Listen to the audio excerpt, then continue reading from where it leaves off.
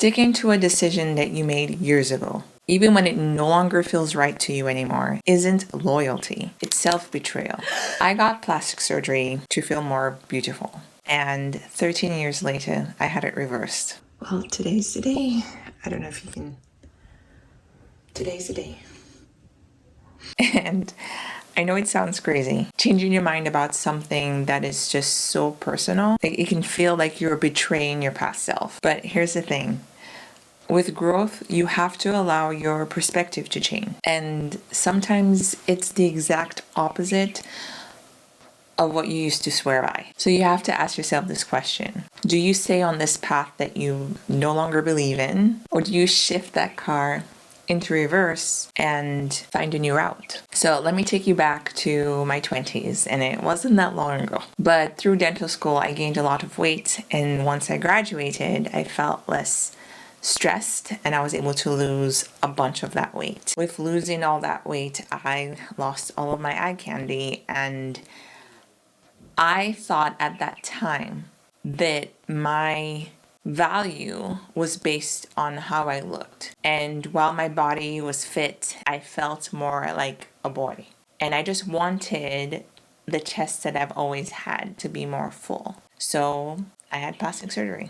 You see, I was just such an empath, such a people pleaser, that I spent so much energy trying to meet what I thought other people's expectation was.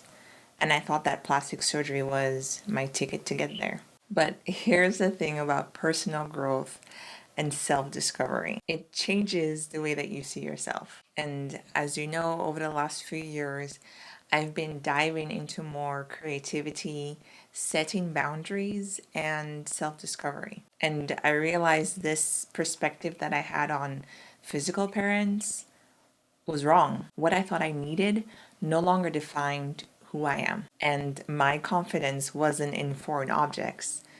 It was in me. And now, even though I felt this way, surgery is not a walk in the park, and it definitely does not cost loose change. But when I received a recall notice in the mail saying that the devices I had was linked to cancer, I knew I had to have surgery. But I was left with two decisions. And the one that seemed like a no-brainer was to simply replace the implants with a safer device. Something that would give me the same appearance that I've always had. It would have been a cheaper and easier surgery. And then the other decision was to remove it entirely. And even though I felt comfortable with who I am and my body, I can't sit here and say that it was an easy decision. I went back and forth a lot because even my surgeon, who I trust as the expert, encouraged me to simply just swap them out. And it wasn't literally 2 weeks before my surgery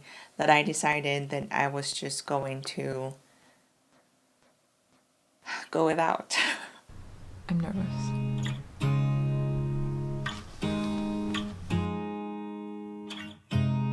You look at me like I'm crazy when I shut my feelings out. You look at me like I'm different. Well, I'm 5 days post-op surgery. I don't think anything could have really prepared me for how miserable I would feel. It's getting better, but it's definitely been miserable. Even though I've been through other surgeries, birthing, like nothing really prepares you for pain, for really pausing your life and putting everything at a standstill. Nothing.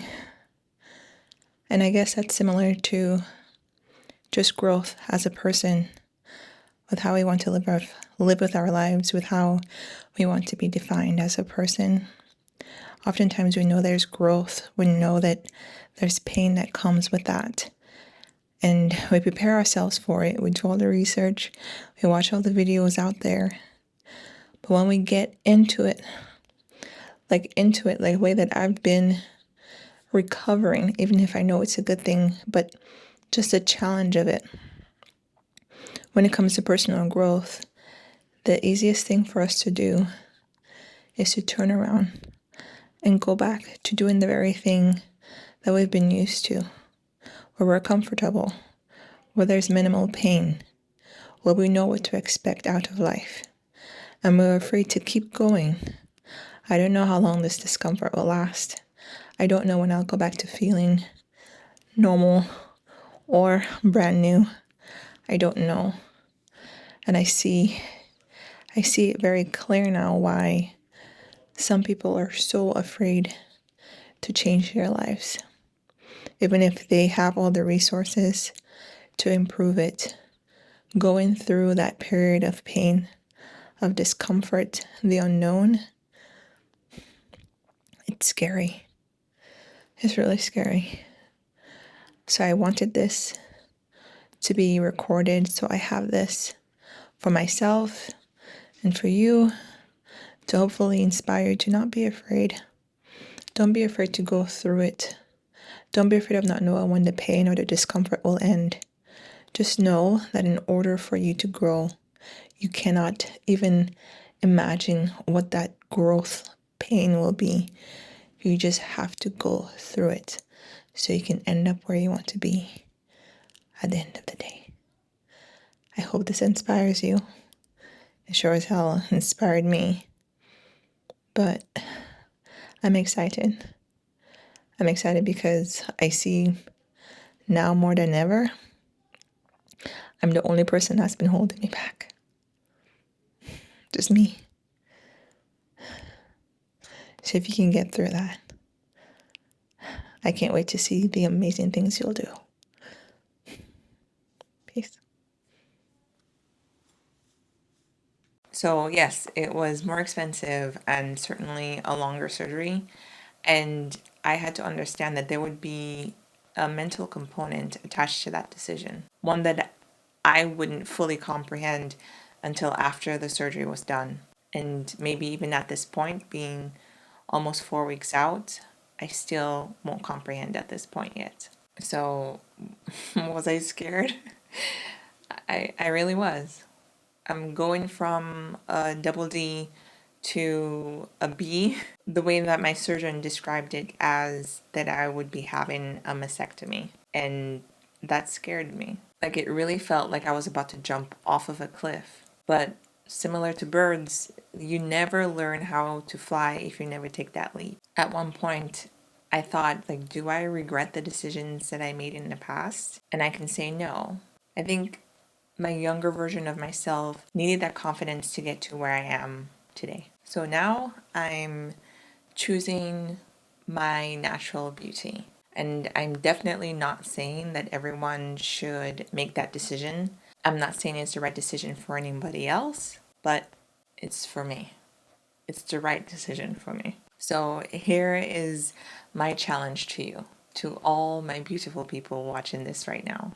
What's one decision that you're holding on to that no longer serves you? Maybe it's a job, a relationship, or even a belief about yourself. Growth means giving yourself the permission to change your mind. I know in some of my previous videos I talk about diving into being more creative, and more specifically with me, pottery. And I am guilty of having several hobbies from videography, photography. I've dived into painting, drawing, sewing, crocheting. I've done a lot. And so when I started to dive into pottery, I was afraid that I would be wasting a bunch of money and time into something that I wouldn't do for a long time. But honestly, I haven't looked back since I decided to invest into this hobby and myself. I heard this saying that you should not only think about the risk about making a decision, but there are also risks with not making a decision too.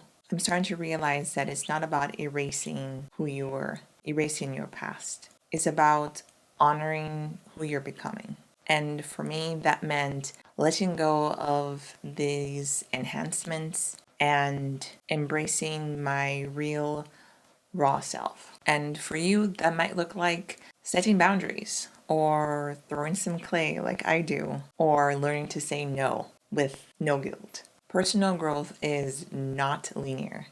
It's messy, it's scary, but it's definitely worth it. You don't have to stay on a path that no longer lights you up. Shift gears, reverse, and trust yourself to change directions if you need to. So tell me in the comments, what is one thing that you are ready to let go of to embrace your true self? Let's inspire each other to live happier, bolder lives. And if you're ready to dive deeper into self-discovery, subscribe. See you in the next one.